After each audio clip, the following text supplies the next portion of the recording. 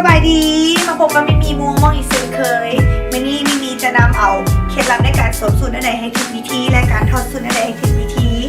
มาให้ทุกคนได้ครับได้เบิ่งเนาะได้ชมกันซึ่งหลายๆคนก็คิดว่าการสวมสูตรเขาสวมนั่นเองก็ได้ใส่อยู่ไหนก็ได้ใส่คล้ายๆกับเสื้อยืดธรรมดาก็ได้แต่ที่จริงโมเมนเดอร์การสวมสูตรในถูกวิธีมันจะซอยให้ทาน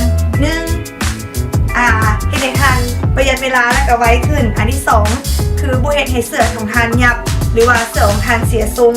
และก็เป็นการรักษาสูตรของทานและยืดอายุการใช้งานให้โดนขึ้น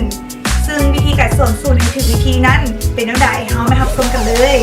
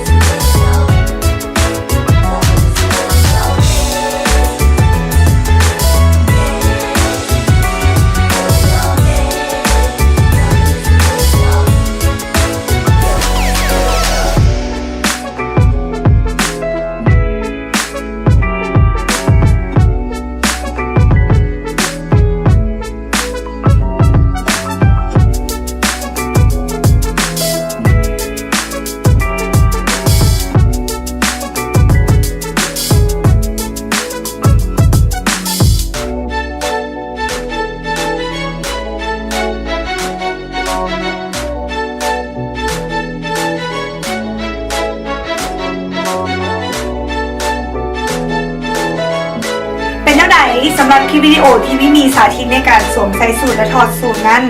หวังว่าทุกคนจะได้เก็บไปแล้วก็ลองเห็ดเบิ่งคร่าวๆเนาะมันจะซอยทานสวมสูทได้ง่ายขึ้นและก็สะดวกขึ้นสบายขึ้นเนาะแล้วฝากติดตามกดไลค์กดแชร์มีเด้อสำหรับผู้ใดยังไม่เข้าใจในคลิปวิดีโอนี้สามารถพิมพ์คอมเมนต์ใต้คลิปวิดีโอนี้หรือว่าส่งอินบ็อกซ์เฟซบุ๊กเข้ามาให้เด้อสำหรับคลิปนี้มีบ๊ายบาย